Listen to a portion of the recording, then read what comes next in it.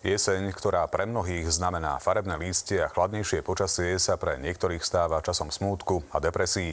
Odborníci vo svojich štatistikách evidujú počas tohto obdobia aj zvýšený počet samovrážd, no a viac práce majú aj policajní pátrači.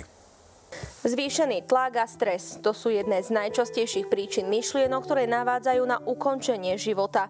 Pre mnohých sa stres spája s návratom do školy, práce a vôbec do rutiny po letných dovolenkách.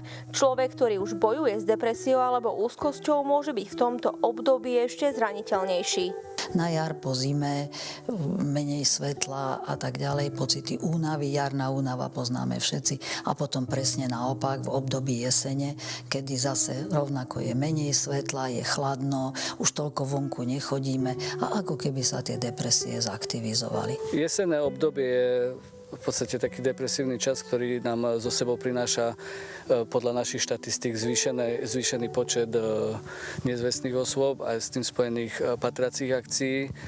Ukazuje to jednak náš graf aj v podstate všetky štatistiky, ktoré vedieme a vedie polícia. Podľa štatistiky pohotovostného pátracieho tímu počty oproti letnému a slnečnému počasiu výrazne narastli.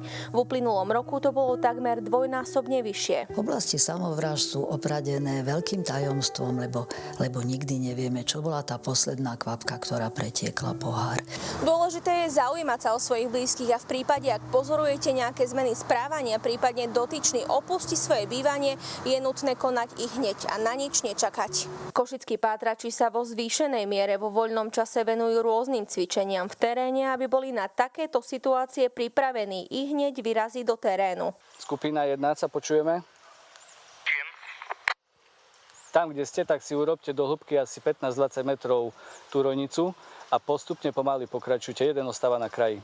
Nakoľko v tomto období už teploty klesajú pod bod mrazu, je dôležité začať s patracou akciou i hneď, netreba čakať 24 hodín ako vo filme, pretože to výrazne znižuje šancu na nájdenie osoby. Existujú linky dôvery, existujú linky nádeje. Ako náhle sa sú myšlienky na to, že najlepšie je život skončiť časté, treba sa na nich obrátiť. S prosbou o pomoc sa neváhajte obrátiť aj na políciu, prípadne priamo na pohotovostný pátrací tím. Z Košíc Viktória Adamečková, televízia JOJ.